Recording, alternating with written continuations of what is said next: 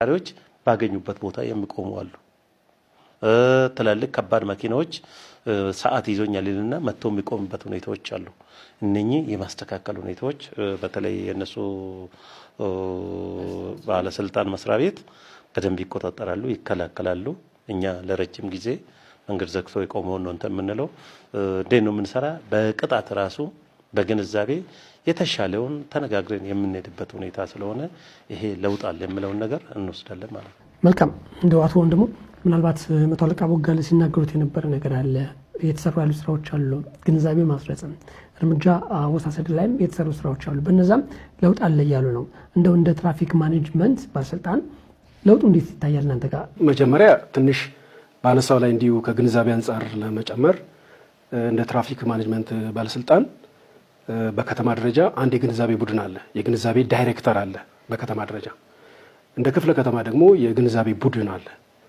ይሄ ግንዛቤ ቡድን ዋነኛው ትኩረቱና ዋነኛ ስራው ግንዛቤ መፍጠር ነው ስለ መንገድ አጠቃቀም። ስለዚህ የመንገድ አጠቃቀምን በተመለከተ በትምህርት ቤቶች፣ በሃይማኖት ተቋማት እንዲሁም በጎዳና ላይ የተለያዩ ቅስቀሳዎችን የግንዛቤ መፍጠር ስራዎችን ይሰራል። ስለዚህ ይሄ በመሰራቱ ቅድም ወይም ደግሞ ከነበረው አንጻር ትላንት ከነበረው አንጻር ከፍተኛ የሆነ ለውጥ ነው የሚታየው። ይህንንም እንግዲህ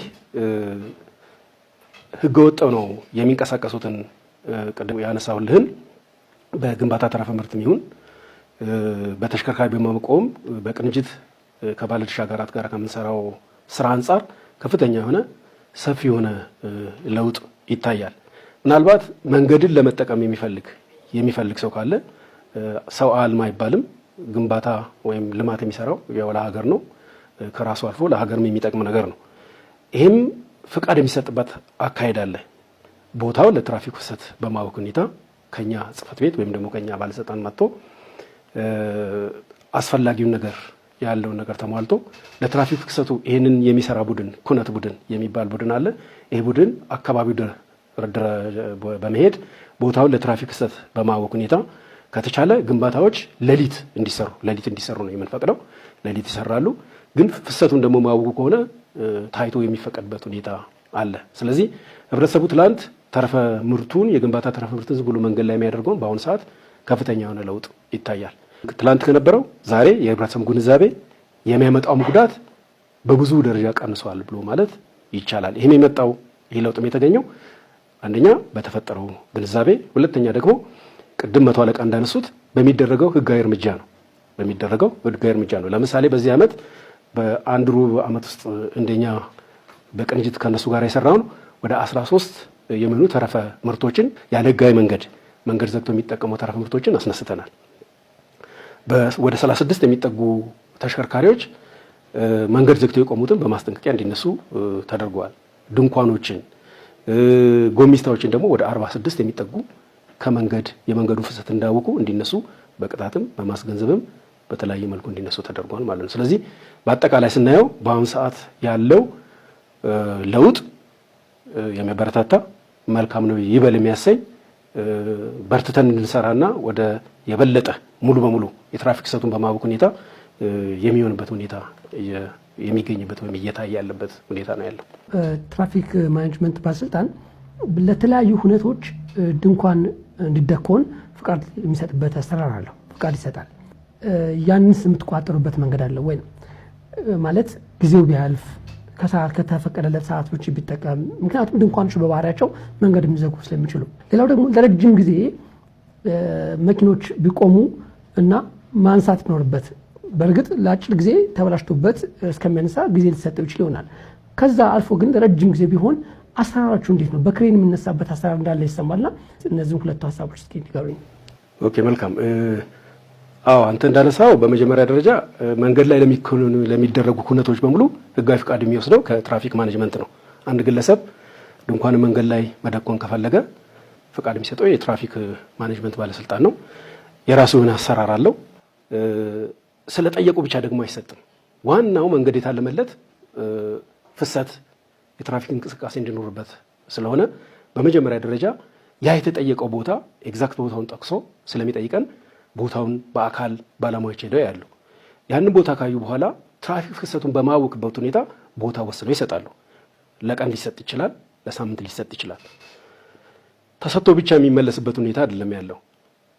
እነዚህ ባለሙያዎች በተሰጠው ቀን በተሰጠው አግባብ በተሰጠው ልክ መስራታቸውንም በስራው ጊዜም ሄደው ያሉ ከስራው ባለቀ ጊዜ መነሳት አለመነሳቱን ያረጋግጣሉ። ስለዚህ ይሄንን የምንሰራበት ለዚህ ተብለው የተቀመጡ ባለሙያዎች አሉ ማለት ነው። ሌላው ተሽከርካሪዎች ለረጅም ጊዜ ብልሽት ገጥሟቸው ሊሆን ይችላል፣ ሆን ብለው ሆኖ ሊሆን ይችላል። ትራፊክ ፍሰቱን ሰላማዊ እንዳይሆን የሚያደርጉ ተሽከርካሪዎች ሊኖሩ ይችላሉ። ይህንን አንድ ከህብረተሰቡ ጥቆማ የምናገኝበት ሁኔታ ይላል።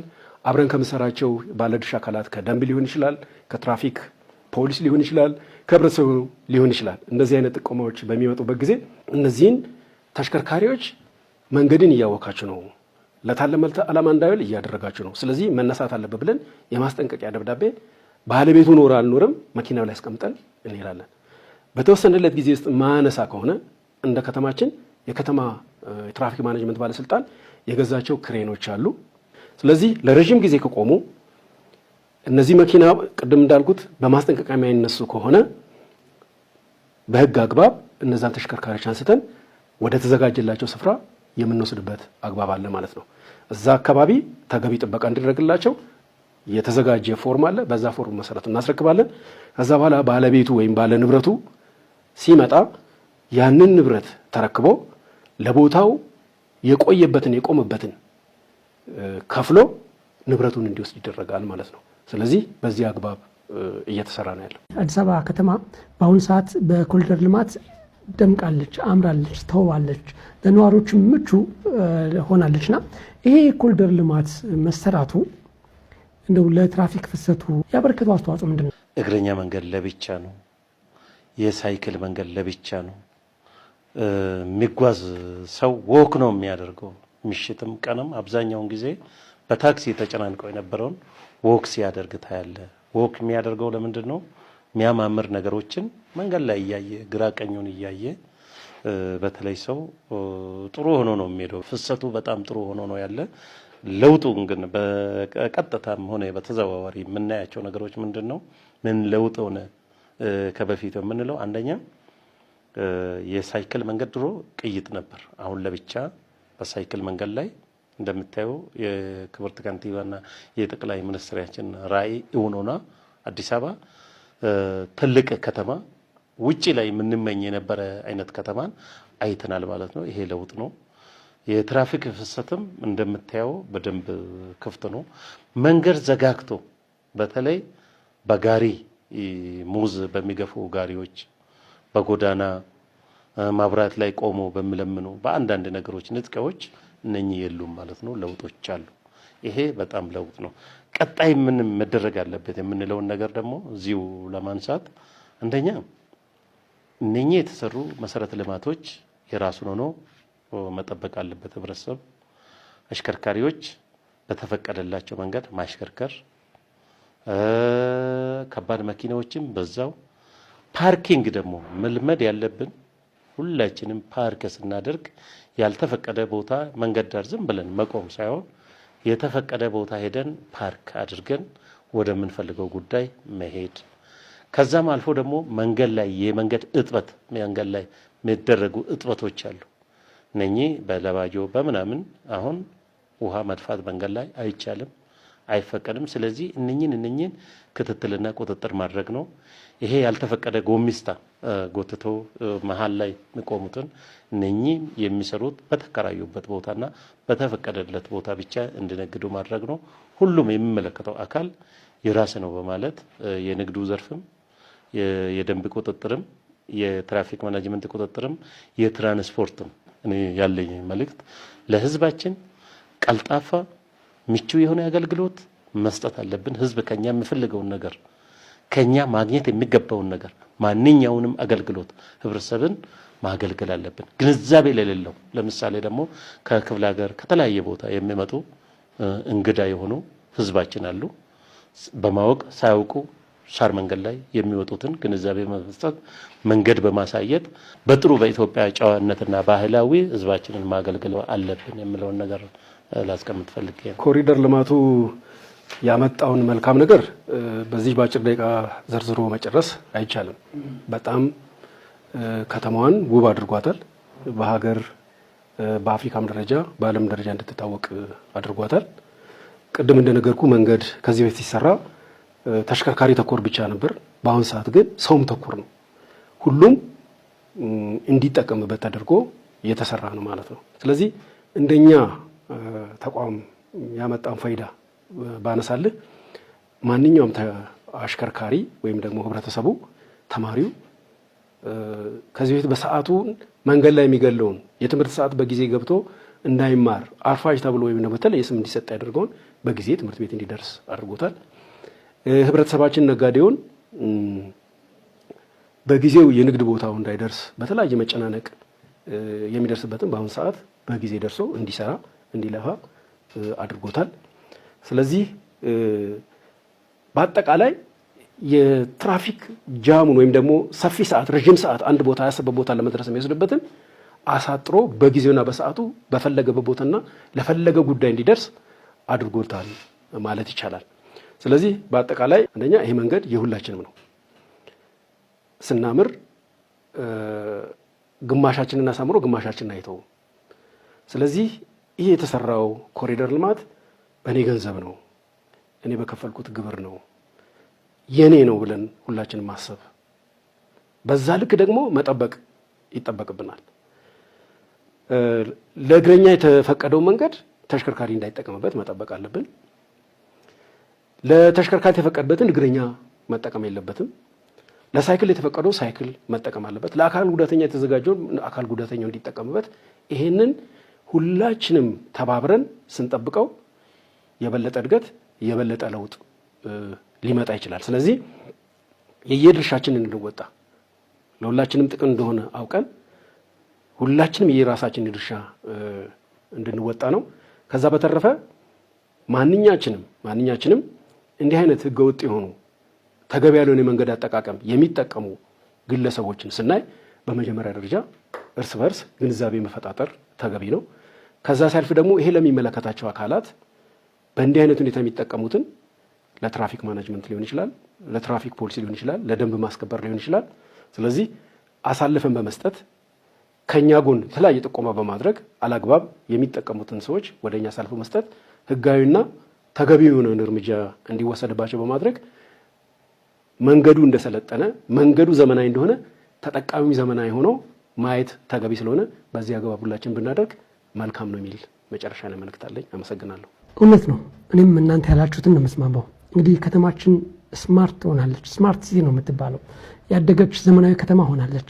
ይሄ ዘመናዊ ከተማ ደግሞ መጠበቅ ያለበት በነዋሪዎቿ፣ በዜጎቿ፣ በህዝቡ ነው።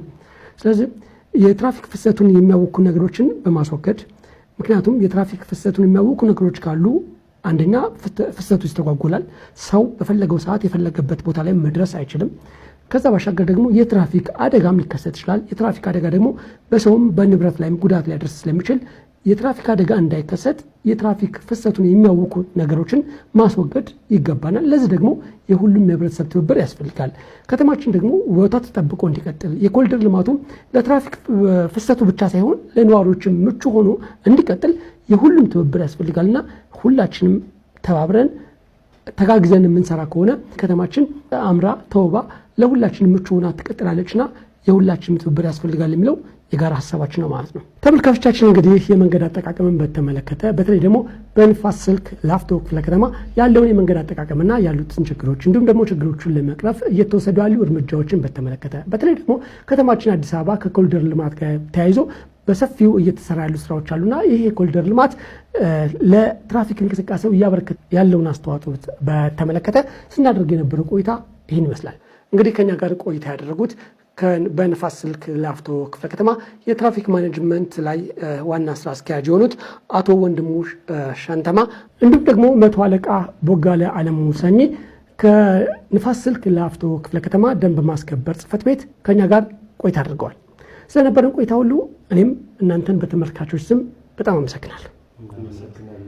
ተመልካቾቻችን እንግዲህ የዛሬው ፕሮግራማችን ይህን ይመስላል። በቀጣይ ሳምንት በሌላ ርዕሰ ጉዳይ ከሌሎች እንግዶች ጋር እንጠብቃቸዋለን። የዛሬውን በዛው አበቃን። እስከ ሳምንት ቸር እንሰንብት።